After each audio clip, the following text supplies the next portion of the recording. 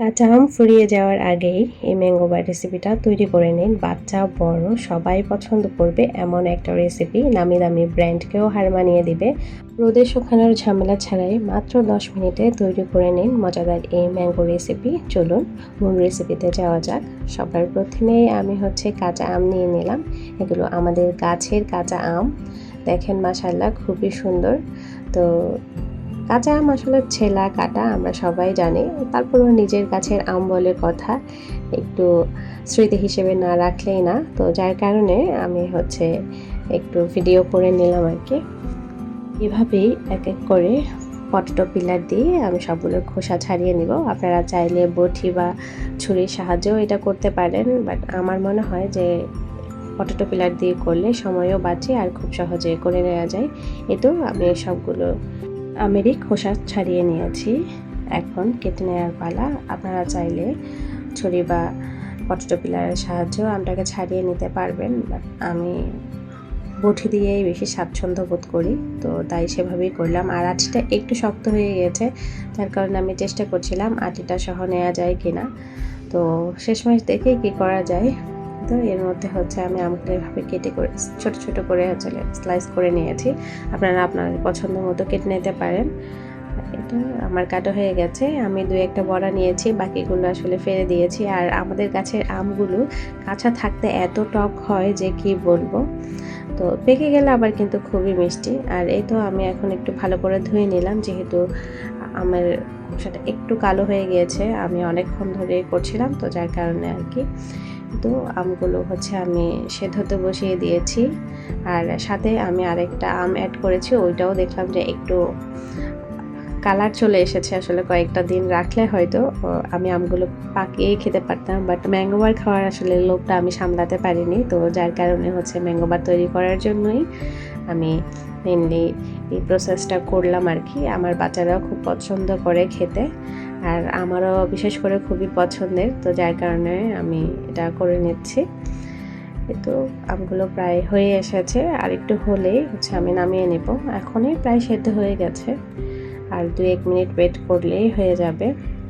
তো এর মধ্যে আমার সব আমটা ঠান্ডা করা হয়ে গেছে, আর আমি এমন একটা ছাঁকনির সাহায্যে আমটাকে ভালো করে চেলে দিচ্ছি। আপনারা চাইলে ব্লেন্ডার করেও এই কাজটা করতে পারেন, বাট আমার মনে হয়েছে যে আমি এভাবেই পারবো, তো আমি এভাবেই করে নিলাম। আপনাদের বাসায় যদি এরকম স্টেন্ডগুলো না থাকে, আমরা নর্মালি যে প্লাস্টিকের খাঁচিগুলো বা ঝাঁকা ইউজ করি, আপনারা ওইটাতেও করে নিতে পারবেন, খুব ইজিলি হয়ে যায়। আর এই তো আমি এখন চুলায় একটা প্যান বসিয়ে ম্যাঙ্গো পিউরিগুলো দিয়ে দিলাম। চুলার আঁচটা মিডিয়াম টু লো হিটে রেখেছি, যাতে তলানিতে লেগে যাওয়ার কোনো চান্স না থাকে। আর অবশ্যই যেহেতু আমি ননস্টিকের প্যান নিয়েছি, এটাতে একটু না লাগার সম্ভাবনাটাই আসলে বেশি, কিন্তু তারপরেও আপনারা যারা নর্মাল হাঁড়ি বা কড়াই ইউজ করবেন, তারা একটু খেয়াল রাখবেন ওই দিকটা, যাতে এটাতে কোনো প্রবলেম না হয়। কারণ যখন হবে যে পুড়ে গেলে আর তখন টেস্টটা ভালো লাগবে না, যার কারণে একটা ননস্টিকের প্যান নিলে ভালো হয়। যাই হোক, এর মধ্যে আমি 2 কাপ চিনি দিয়ে নিলাম। আমার এখানে প্রায় 1.5 কেজির মতো আম। আর আমার আমগুলো যেহেতু টক, আমি আসলে আন্দাজ করে দিতে পারছিলাম যে কতটুকু লাগবে। তো আমি প্রথমে 2 কাপ দিয়ে নিয়েছি, নিয়ে অনবরত নাড়তে থাকবো, আর অবশ্যই টেস্ট করে দেখব যে কেমন হয়েছে।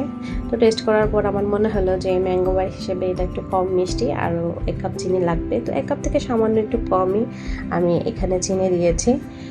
এর মধ্যে আমার হয়ে গেছে আলহামদুলিল্লাহ। আমি চেখে দেখলাম যে মিষ্টিটা পারফেক্ট হয়েছে। এর চেয়ে বেশি মিষ্টি করলে আসলে খাওয়া যাবে না। আমের অরিজিনাল যে ফ্লেভারটা আছে ওইটা আর থাকবে না।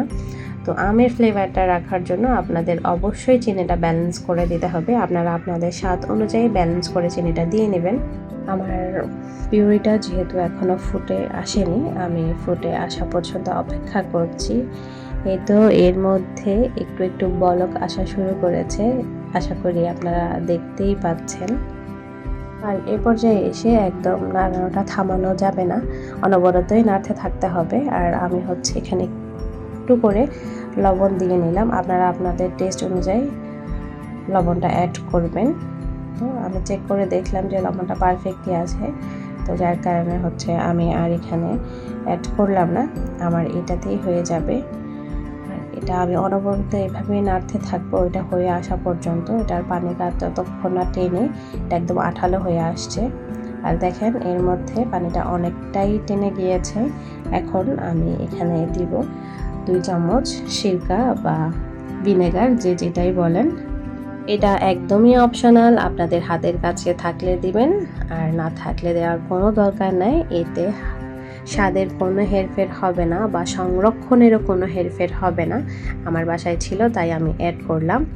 এই তো এর মধ্যে এটা দিয়ে আমি ভালো করে মিক্স করে নিচ্ছি, যাতে পুরোটা আমের সাথে ভালো করে মিক্স হয়ে যায়। আমার আমের পিউরিটা কিন্তু একদমই হয়ে এসেছে।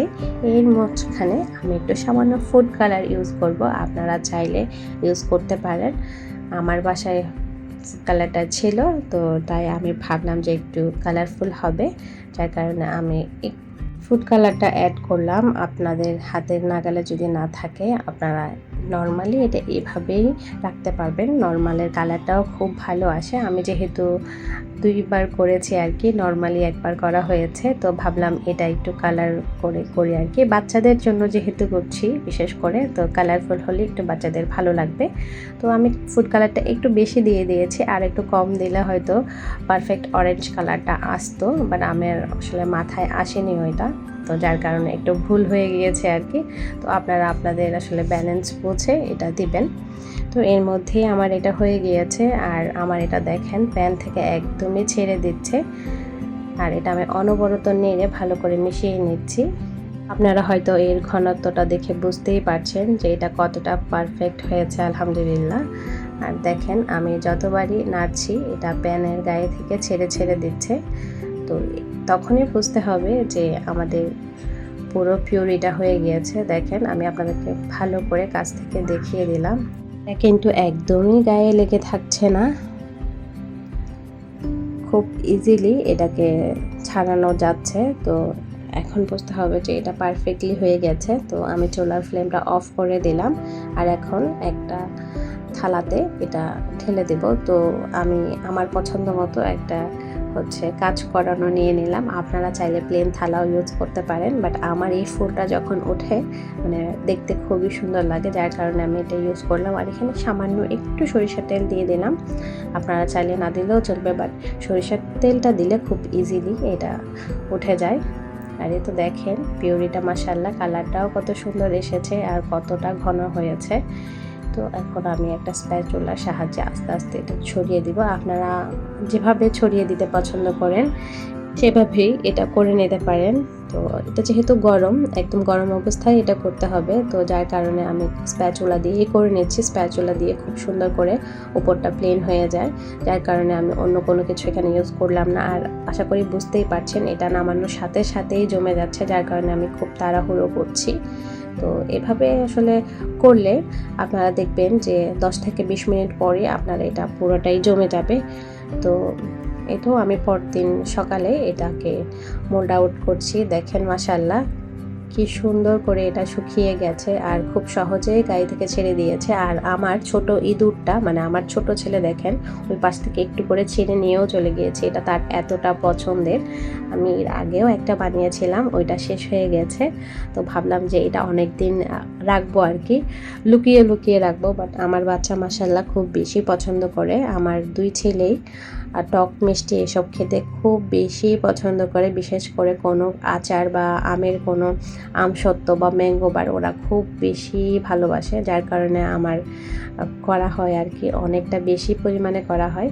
আর আমি আমার পছন্দ মতো আসলে স্লাইস করে নিচ্ছি, আপনারা আপনাদের পছন্দ মতো যে কোনো শেপে এটাকে কেটে নিতে পারেন। তো আমি এভাবে করে করে কেটে নিচ্ছি, মানে ছোট্ট ছোট পিস করে নিচ্ছি। দেখেন মাশাআল্লাহ খুব সুন্দর করে খুব ইজিলি এটা উঠে যাচ্ছে। আর এটা দেখতে যতটা লোভনীয় হয়েছে মাশাআল্লাহ খেতে তার চেয়েও বহু গুণে মজা হয়েছে। আমার বাচ্চা তো আমার পাশে দাঁড়িয়েই আছে, তাকে আমি কখন দেব সে একটু করে খেয়ে চলে যাবে। মানে আমার ছোট্ট পাখিটা এই যে বারবার দেখছেন যে হাত দিচ্ছে, সে চাচ্ছে যে একটু করে নিয়ে চলে যাক, বাট আমি আছি যার কারণে সে পারছে না।